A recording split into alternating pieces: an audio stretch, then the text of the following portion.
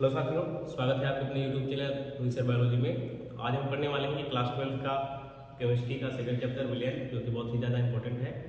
तो आइए देखते हैं विलयन क्या होता है, विलयन की सांद्रता की मापने की कितनी विधियाँ हैं और विलयन कितने प्रकार का होता है। ठीक है, तो आइए देखते हैं विलयन क्या होता है। इसका डेफिनेशन देख लेते हैं। दो अथवा दो से अधिक पदार्थों के समांगी मिश्रण को, ठीक है, या फिर यहां पे हम घोल लिख दे रहे हैं, घोल को विलयन कहते हैं। ठीक है, विलयन कहते हैं। क्या है? दो अथवा दो से अधिक पदार्थों के समांगी मिश्रण अथवा घोल को विलयन कहते हैं। ठीक है, यानी कि जैसे हम क्या करते हैं, जैसे पानी है, ठीक है, उसमें हम चीनी मिला देते हैं तो हमारा क्या बन जाता है, जो चीनी अंदर जाकर के उसमें घुल जाता है। ठीक है, तो उसमें हम क्या चीज ले रहे हैं, दो चीजें हैं, एक चीनी है, एक पानी। ठीक है, तो वहां पे हमारे एक विलयन बन रहा है। ठीक है, तो विलयन जो होता है इसके दो भाग होते हैं। ठीक है, विलयन जो होता है, विलयन का फॉर्मूला क्या होता है, विलयन बराबर होता है विलेय, ठीक है, विलेय प्लस विलायक, विलेय प्लस विलायक। ठीक है, विलयन कब बनेगा, जब विलेय और विलायक को आपस में मिलाया जाएगा। ठीक है, अब यहाँ पे विलेय जो होता है उसकी मात्रा कम होती है और विलेय होता है उसकी मात्रा ज्यादा होती है। ठीक है, यानी कि जो घुलता है वो विलेय होता है और जो अपने में घुलता है वो क्या हो जाएगा, विलायक। ठीक है, अब जैसे चीनी और पानी के घोल में, ठीक है, चीनी और पानी का जो विलयन बन रहा है उसमें विलेय और विलायक क्या है। ठीक है, विलयन हो जाएगा चीनी, ठीक है, चीनी विलय हो गया, और विलायक क्या हो जाएगा, जल, यानी कि पानी। ठीक है, तो यहाँ पे विलय चीनी और विलायक क्या हो जाएगा, जल।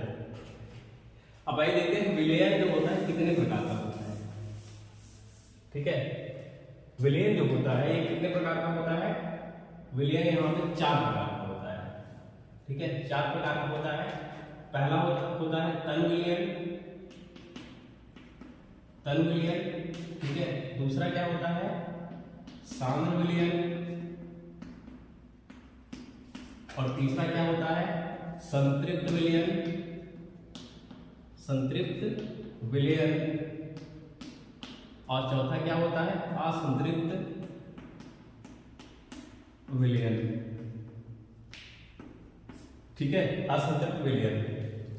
विलयन क्या होता है, जब दो या दो से अधिक पदार्थों के समांगी मिश्रण को हम क्या कहते हैं, विलयन, यानी कि दो पदार्थों को जब हम मिलाते हैं आपस में वो घुल जाते हैं तो उसको विलयन कहते हैं। विलयन कितने प्रकार का होता है, 4 प्रकार का होता है, तनु विलयन, सांद्र विलयन, संतृप्त विलयन और असंतृप्त विलयन। ठीक है, देखिए तनु विलयन क्या हो जाएगा। ठीक है, तनु विलयन क्या हो जाएगा, सबको एक एक करके हम सीखेंगे कि तनु विलयन क्या होता है, सांद्र विलयन क्या होता है, संतृप्त विलयन और असंतृप्त विलयन क्या होता है। ठीक है,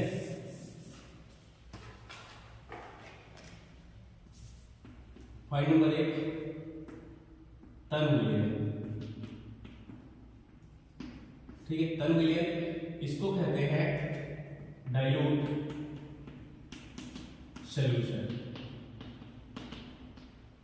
डाइल्यूट सॉल्यूशन। इसका डेफिनेशन क्या होता है, ऐसा विलयन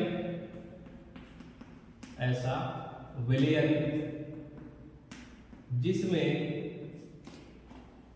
ऐसा विलयन जिसमें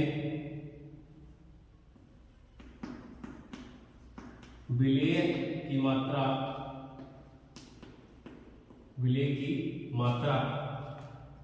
कम किंतु विलायक की मात्रा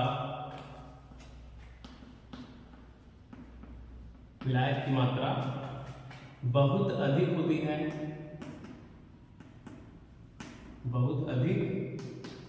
होती है, तन विलयन कहलाता है, तन विलयन कहलाता है। ठीक है, ऐसा विलयन जिसमें विलय की मात्रा ठीक है, क्या हो, कम हो, किंतु विलायक की मात्रा बहुत अधिक हो, उसको हम क्या कहेंगे, तन विलयन। ठीक है, अब जैसे अगर 1 लीटर पानी में, ठीक है, 1 लीटर पानी में अगर 1 चम्मच नमक घोल दें तो उसका पता चलेगा, उसको अगर पानी पियोगे तो नमक का स्वाद आएगा, नहीं आएगा। ठीक है, इसका मतलब यह है कि जो विलेय है वह विलायक में बहुत कम मात्रा में मिलाया गया है। ठीक है, इसलिए हम उस विलयन को कौन सा विलयन कहेंगे, तन विलयन। ठीक है, अब नेक्स्ट देखते हैं सांद्र विलयन किसको कहते हैं। ठीक है, दूसरा है सांद्र विलयन। इसको बोलते हैं कंसंट्रेटेड सॉल्यूशन। कंसंट्रेटेड यानी कि सांद्र विलयन, कंसंट्रेटेड सॉल्यूशन यानी कि सांद्र विलयन। ठीक है, अब यहाँ पे हम देखते हैं कि सांद्र विलयन क्या होता है। देखो, तन विलयन में विलेय की मात्रा कम मिलाई जा रही थी, लेकिन सांद्र विलयन में क्या हो जाएगा, विलेय की मात्रा बहुत ज्यादा मिला दी जाएगी। ठीक है, जैसे कि हम पानी में 1 लीटर पानी में हम तन विलयन में क्या कर रहे थे, 1 चम्मच नमक घोल रहे थे, लेकिन अब उसमें हम क्या करेंगे, 1 लीटर पानी में वहां पे हम 200 ग्राम नमक घोल दें। ठीक है, चाहे 50 ग्राम घोल दें, चाहे 100 ग्राम घोल दें या उससे भी ज्यादा घोल दें, तो उसका स्वाद आने लगेगा उसमें। ठीक है, जिसमें 1 चम्मच डाला था उसमें नहीं आ रहा था, वो तन विलयन हो गया था। लेकिन जिसमें क्या होता, अगर 1 लीटर में हम ज्यादा नमक घोल दें तो उसका स्वाद आने लगेगा। इसका मतलब है विलेय की जो मात्रा है उसमें बढ़ गई है। ठीक है, इसको परिभाषित कैसे करेंगे, ऐसा विलयन जिसमें विलेय की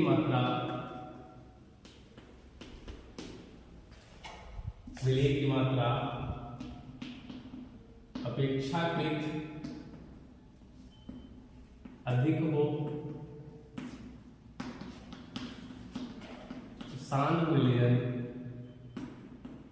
कहलाता है। ठीक है, सांद्र विलयन कहलाता है ऐसा विलयन जिसमें विलेय की मात्रा अपेक्षाकृत अधिक हो, यानी कि जितना उसमें मिलाना चाहिए उससे थोड़ा ज्यादा हो। ठीक है, तो वह विलयन क्या हो जाएगा, सांद्र विलयन। ठीक है, तो आइए देखते हैं तीसरा क्या होता है, संतृप्त विलयन। तीसरा संतृप्त विलयन था, तो संतृप्त विलयन को देख लेते हैं क्या बोलते हैं। तीसरा है संतृप्त विलयन, इसको बोलते हैं सैचुरेटेड। ठीक है, सैचुरेटेड सॉल्यूशन। देखो, संतृप्त विलयन और जो असंतृप्त विलयन है, ये एक प्रकार से इसको हम तरु प्रकार का और सांद्र प्रकार का विलयन भी कह सकते हैं। लेकिन इसमें थोड़ा सा अंतर यह है कि जब हम किसी चीज को, किसी पदार्थ को जल में घोलते हैं तो वह जल्दी कब घुलती है, जब किसी विलयन का या किसी विलायक का ताप ज्यादा हो। यानी कि अगर किसी चीज को हमको अगर पानी में जल्दी घोलना है तो उसको हम पानी में रख के अगर पानी को उबाल दें, यानी कि गर्म कर दें, तो जल्दी घुल जाता है। ठीक है, और अगर गर्म नहीं करते हैं तो धीरे धीरे करके घुलता है। ठीक है, तो संतृप्त विलयन क्या हो जाता है कि जिसमें विलेय बहुत अधिक मात्रा में, यानी कि जितना उसमें घुल सके उतना ज्यादा हम घोल दें। ठीक है, किसी भी विलायक में विलेय को इतना मात्रा में घोल दो कि जितना वह अधिकतम मात्रा में घुल सके। ठीक है, वह विलयन हमारा हो जाएगा संतृप्त विलयन। और जिसमें अधिकतम मात्रा से थोड़ा सा कम घुले, ठीक है, उसको हम असंतृप्त विलयन कहेंगे। ठीक है, इसका डेफिनेशन देख रहे हैं, देख लेते हैं। लेकिन इसका ताप स्थिर रखेंगे, स्थिर ताप पर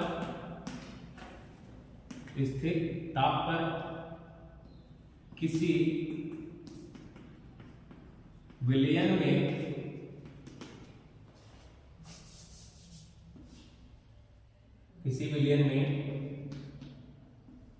विलेय की घुलने वाली अधिकतम मात्रा से प्राप्त विलयन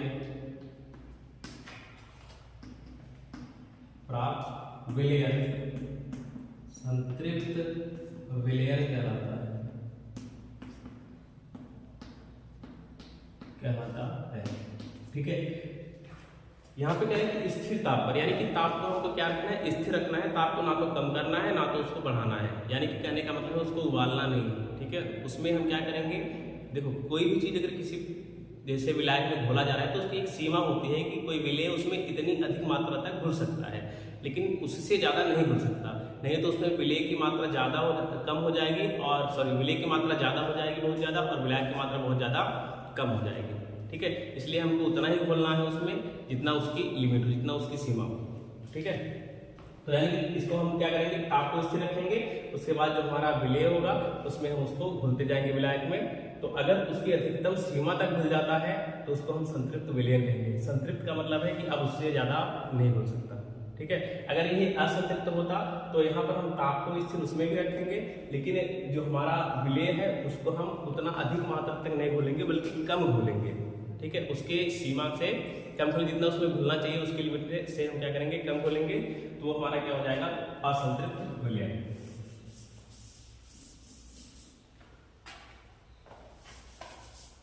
आइए लास्ट देख लेते हैं चौथा,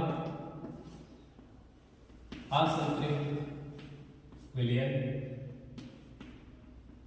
इसको बोलते हैं अनसैचुरेटेड सॉल्यूशन, ठीक है। इसको परिभाषित कैसे करेंगे कि ऐसा विलयन जिसमें विलेय को उसकी अधिकतम सीमा से कम घोला जाए उसको हम असंतृप्त विलयन कहेंगे, ठीक है। यानी कि जितनी इसकी लिमिट है, जितना उसमें अधिकतम मात्रा तक घोला जा सकता है उससे थोड़ा सा कम, यानी कि उसमें और भी ज्यादा विलय अभी आ सकता है, तो ऐसा जो विलयन होगा उसको हम क्या बोलेंगे, असंतृप्त विलयन, ठीक है। इसका डेफिनेशन देख ले रहे हैं, लेकिन इसका ताप स्थिर रखेंगे, अगर ताप स्थिर नहीं रखेंगे तो वो घुलता जाएगा। किसी चीज को उबालने से उसमें जो विलय होता है वो और अधिक मात्रा में घुलने लगता है, तो उसको उबालना नहीं, ताप को स्थिर रखना है। स्थिर ताप पर ऐसा विलयन जिसमें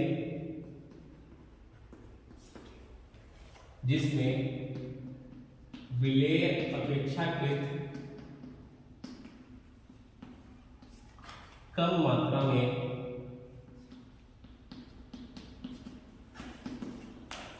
घोला जाए,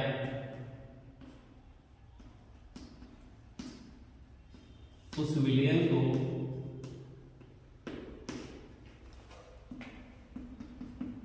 असंतृप्त विलयन कहते हैं,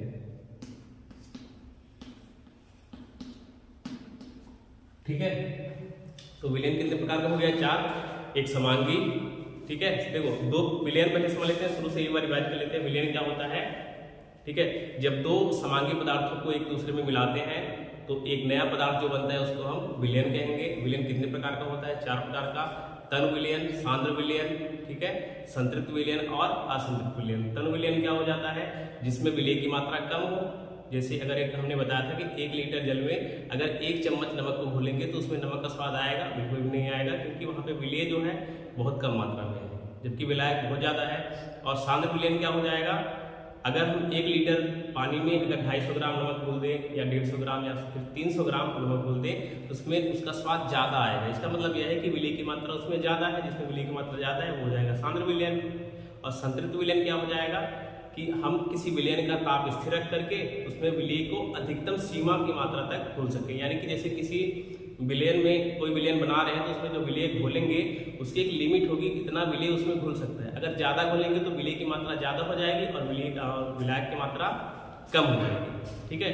तो वह हम विलयन नहीं कहेंगे, वो फिर मिश्रण में आने लगेगा, ठीक है। इसलिए एक लिमिट तक जितना वह घुल सकता है उतना ही घोलेंगे, तो वह हमारा संतृप्त विलयन हो जाएगा। और असंतृप्त विलयन क्या हो जाएगा, जब किसी विलयन के, ठीक है, अधिकतम घुलने वाली सीमा के अंदर जो है रह करके उसमें विलेय को घोला जाए तो उसको हम असंतृप्त विलयन कहते हैं। और दोनों में ताप को संतृप्त और असंतृप्त में ताप को स्थिर रखना है, नहीं तो विलयन बहुत ज़्यादा उसमें घुलता जाएगा, ठीक है। ये इसका पहला पार्ट था। अब इसके नेक्स्ट पार्ट में हम देखते हैं कि विलयन जो होता है इसको मापने की, इसकी सांद्रता को मापने की कितनी सारी विधियाँ हैं।